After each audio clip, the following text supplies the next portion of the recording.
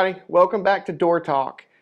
Today, special episode, we got James Stokes, and James is the Director of Corporate Training. Did I say that right? That's correct. for Hager Company. And I'm so excited to have him here.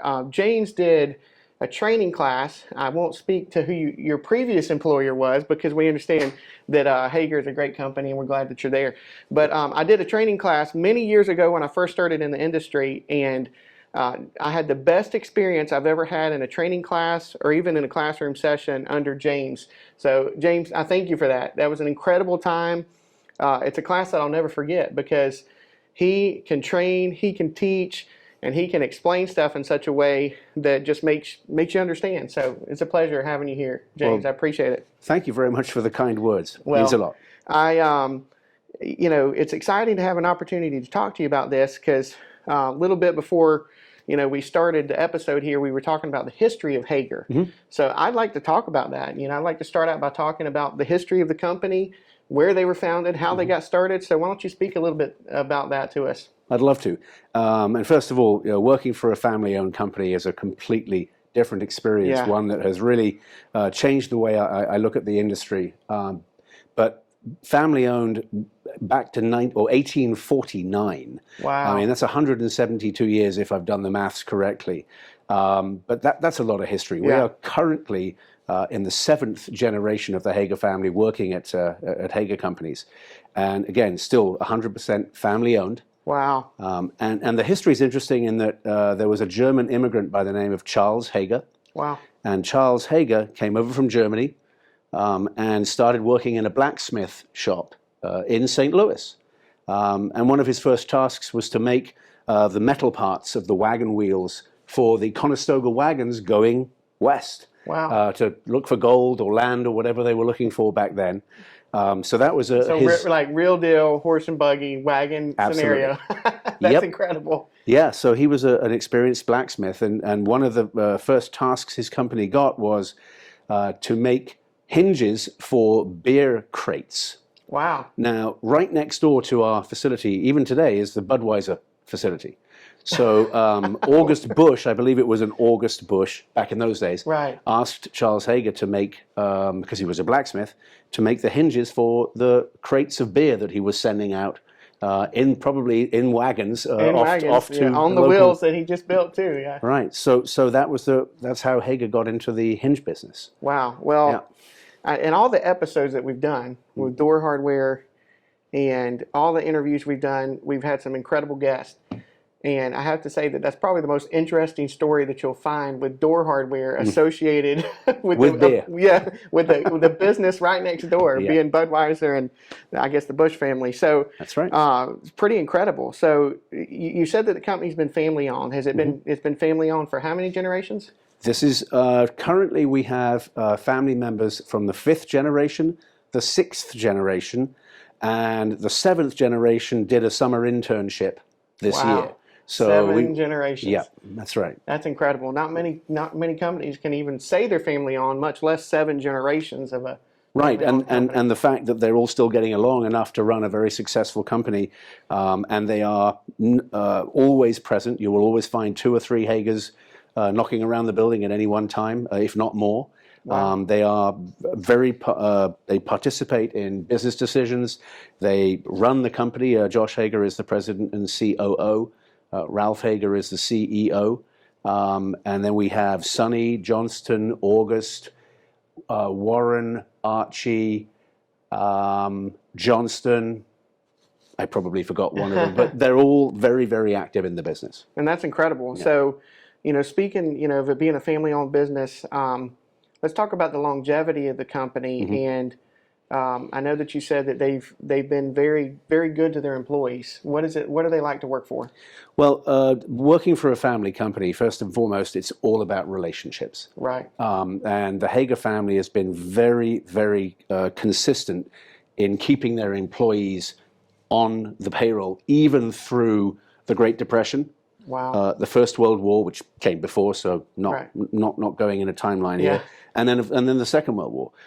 So even through all of that, no layoffs through any of those. The time worked for the employees may have been reduced just to save on expenses, but there's never been a mass layoff at Hager Companies because it's Wow. family owned and they value their employees.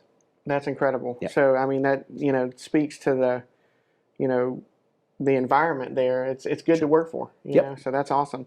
All right. So, a lot of people would say, if it's a long family company, it's history that they're stuck in their ways and they don't want to progress. Is that the case with Hager? That's a great question, because yes, you would imagine that in a family-owned company that they're going to do things the way they've always done them, and without the benefit of outside shareholders to come in and shake things up. But that's not the case with Hager. In fact, since I've been with Hager, and that's 10 years now, we have invested vast sums of money into modernizing our factory in Montgomery, Alabama. In fact, just last year we completed the construction of a brand new automated distribution center. Wow. And that automated distribution center was extremely expensive. Oh, yeah. But the family knows that in order to continue to be part of this industry and to continue to be relevant, we've got to make sure that we service our customers to the utmost extent. And in addition to that distribution center, we've also invested in machinery for continuous hinges. We've invested in new state-of-the-art machinery for flat goods. And we are currently in the process of instigating a brand new customer and ERP system. Wow. Which is going to make sure all of our manufacturing, distribution, and customer service and technical services are intermingled into one to make it a seamless experience for everybody concerned. And that's another huge investment.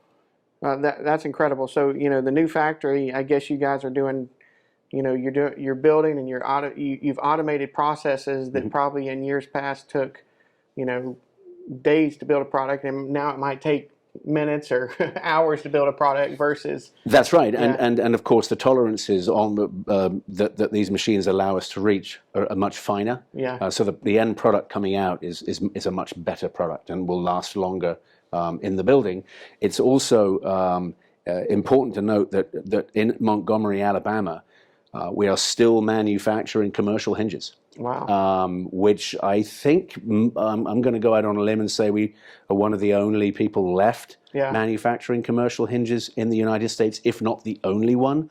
And particularly with the recent supply chain issues, it's been a great boon for us because we can manufacture here in the United States. Right here. And when it comes to those types of hinges that aren't necessarily run-of-the-mill products, we're able to produce those on site in Montgomery, Alabama.